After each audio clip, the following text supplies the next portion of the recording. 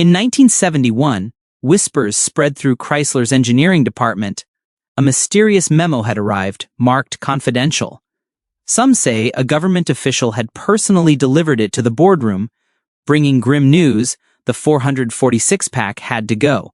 But the real question was, who was truly behind it? Was it the federal government tightening its grip, or did the betrayal come from within Chrysler's own walls? Many believed the legendary 446-pack engine was deliberately silenced, a casualty of corporate politics, shifting regulations, and maybe even jealousy inside the company. What really killed one of America's most feared power plants? Was it NASCAR's rule changes, internal sabotage, or just the beginning of the end for the muscle car era? To understand this mystery, we have to rewind to 1969, the height of Detroit's horsepower wars. Chrysler's engineers, led by the rebellious John Worley, quietly began experimenting with their already powerful 440 engine. Their secret weapon? A trio of Holley two-barrel carburetors, 3 throats feeding an engine that could roar like thunder. Tuning the triple-carb setup was notoriously difficult, but when it worked, the sound was unlike anything else. Raw, violent, and beautiful. Yet not everyone at Chrysler was thrilled. While the engineers celebrated their mechanical masterpiece, the executives were furious. The 446-pack had started outselling the mighty 426 Hemi by a massive margin, stealing both attention and funding from Chrysler's crown jewel. The rivalry between the two engines ran deep. By the late 1960s, American carmakers were locked in a fierce battle to build the fastest, most powerful cars on the road. Chrysler's 440 cubic inch V8 was already a monster, but the 6-pack upgrade turned it into something legendary. The setup included 3 Holley carburetors mounted on an aluminum intake manifold, pumping out an advertised 390 horsepower and a staggering 490 lb-ft of torque. Dodge marketed it as the 6-pack, while Plymouth branded it the 6-barrel, but beneath the badges, they were the same beast.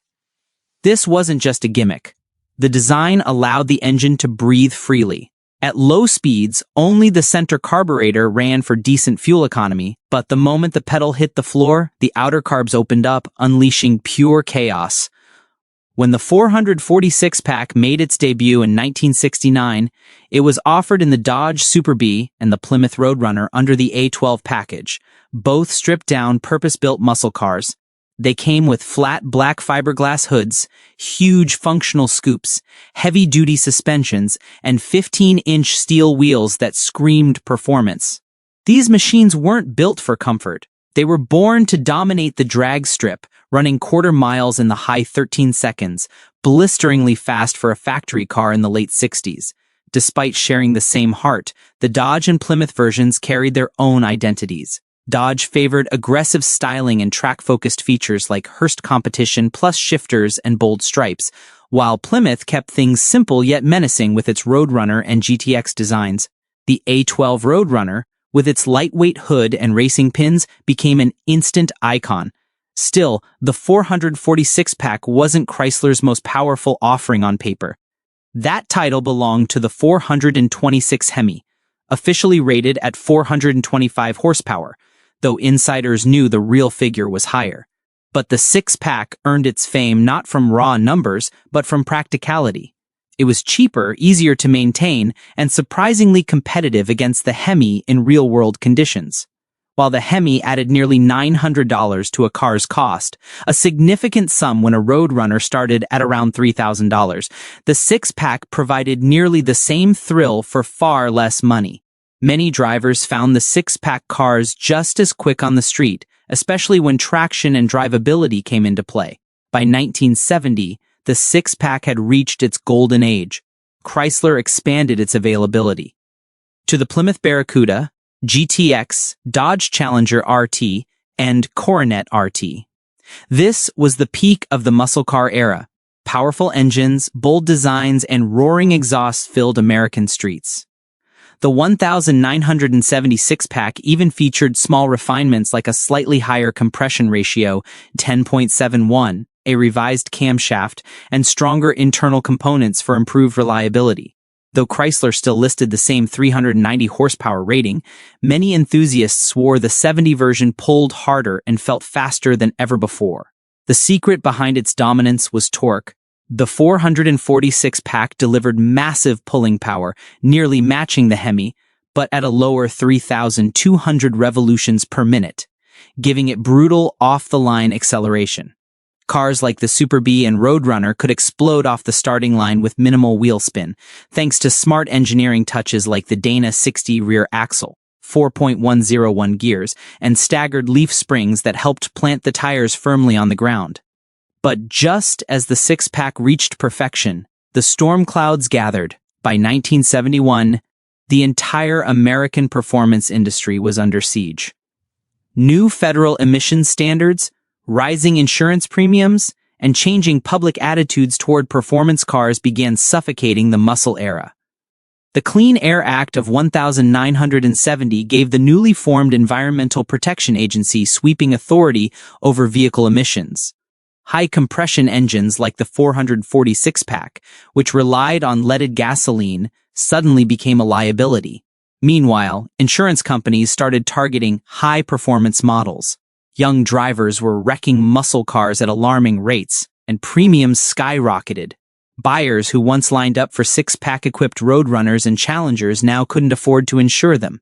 The golden age of unrestricted horsepower was collapsing. Not because of a government ban alone, but because of a perfect storm of regulation, economics, and fear. And that's where the myth of the banned 446-pack was born, a story woven from truth, politics, and corporate survival. What began as an engineering triumph would soon become a casualty of America's shifting automotive landscape. As the 1970s approached, the golden age of muscle cars began to show cracks. Insurance companies grew wary of high-performance models, and some even refused to insure them altogether. Without coverage, many buyers simply couldn't justify owning these powerful machines.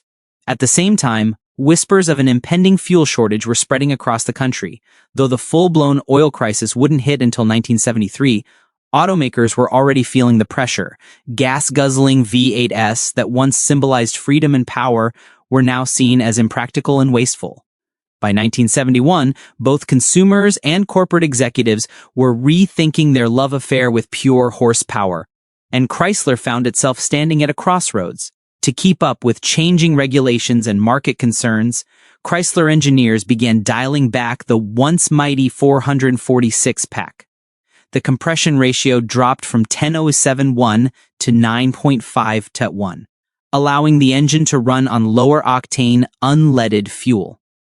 New emission standards forced the company to use more restrictive exhaust systems, which robbed the engine of some of its raw strength. Officially, the horsepower rating slipped slightly from 390 to 385, but on the street, the difference was more noticeable.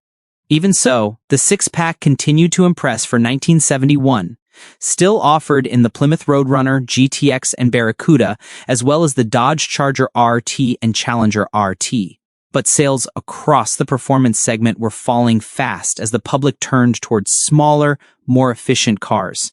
Then came 1972, the year that effectively marked the end for the 446-pack. A major change in the way horsepower was measured only added to the confusion. Before 1972, automakers used gross horsepower, which was measured under ideal lab conditions with no accessories or exhaust restrictions. Starting that year, they switched to net horsepower, a more realistic figure that reflected how the engine actually performed inside the car with all its systems attached. Overnight, power ratings across the industry seemed to plummet. Under the new system, the 446-pack was rated at just 330 horsepower, a shocking drop from its earlier 390, even though the real-world difference wasn't quite as severe. Still, 1972 would be the final year that Chrysler offered the six-pack configuration. The triple-carbureted system was complex, finicky, and increasingly difficult to make emissions compliant. Development costs were soaring, while demand for high-performance options was sinking. From a business standpoint, the math no longer worked.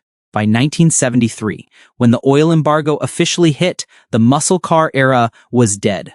Chrysler continued to offer the 440 V8, but only with a single 4-barrel carburetor. Across Detroit, the age of multiple carb setups was over, soon to be replaced by fuel injection systems that promised better fuel efficiency and cleaner performance. So, was the 446-pack actually banned? Not exactly. There was no law that explicitly outlawed the engine. What really killed it was a combination of factors: government regulations, market shifts, insurance pressures, and corporate economics. Chrysler, like every automaker, had to adapt to survive. Developing a new emissions-friendly version of a specialized low-volume engine simply wasn't worth the investment. Regulations might not have directly banned the six-pack, but they made it increasingly impractical to keep alive. The triple-carb setup was especially challenging when it came to meeting emission requirements. Each carburetor needed to be precisely tuned, and even slight deviations could cause compliance failures.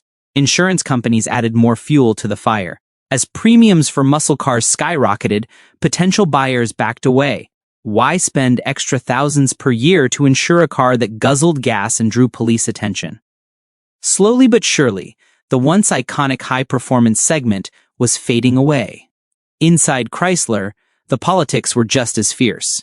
The company's 426 Hemi, its prized racing engine, received far more attention and resources. Leaked internal memos from the era revealed that in 1970, Vice President Robert Anderson slashed the six-pack's funding, referring to it as a part-spin experiment. Privately, insiders knew the real issue. The six-pack was embarrassing the Hemi by outperforming it in certain conditions. When budget cuts came, Chrysler chose to protect the Hemi's legacy, leaving the six-pack to die quietly. Rumors persist that Chrysler's engineers tried to fight back. Some insiders claimed the six-pack was sabotaged during EPA testing, with vacuum hoses intentionally left disconnected to ensure it failed emissions trials.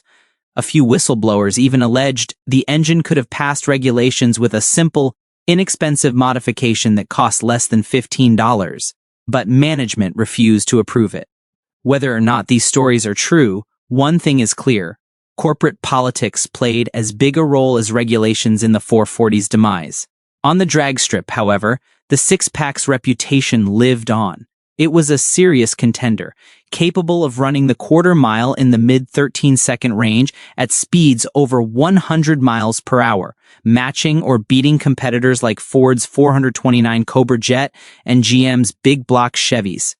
One famous Plymouth GTX managed a 13.5 4-second pass at 105.6 miles per hour, proving that the 446-pack could hold its own against any muscle car of its time. Even as its production ended, the legend continued to grow. Some engineers, refusing to let it die, reportedly installed higher compression pistons in a few of the last 1972 engines, quietly boosting power beyond what Chrysler officially claimed. According to whispers in the factory, those forbidden engines were about 20 horsepower stronger than the published figures. A quiet act of rebellion against corporate censorship. Today, surviving 446-pack cars are among the most sought-after collectibles in the muscle car world. Well-preserved or properly restored models like the 1970 Challenger RT or Plymouth CUDA regularly sell for over $100,000 at auction, and rare versions can exceed $200,000. The value isn't just in their rarity, it's in what they represent, the last gasp of an era defined by excess, sound, and soul. Chrysler, now under Stellantis, continues to honor that legacy. Modern-day Hellcat and Demon models deliver well over 700 horsepower, numbers unthinkable in 1970. All while meeting strict emission standards. Yet, for all the technology and refinement of today's machines, enthusiasts still look back fondly at the 446-pack. There was something raw and human about it. The way those three carburetors opened together, the way the car lunged forward with a thunderous growl that shook the pavement. And then there's the final twist in the legend: rumors of a lost prototype. Some say that in a Michigan barn, hidden away from the corporate purge, there sits a 1,973,440 Magnum six-pack fitted with experimental fuel injection. Chrysler's secret attempt to save the engine before the boardroom shut it down for good. According to whispers, it produced nearly 500 horsepower. Too powerful, too advanced, too risky for its time. Whether that prototype truly exists or not, the story keeps the six-pack's myth alive. Because in the end, the 440 six-pack wasn't just an engine, it was a statement, a symbol of unrestrained power, mechanical brilliance, and rebellion. It burned bright, it burned fast, and though the world moved on, its roar still echoes through every car that dares to chase that same wild spirit.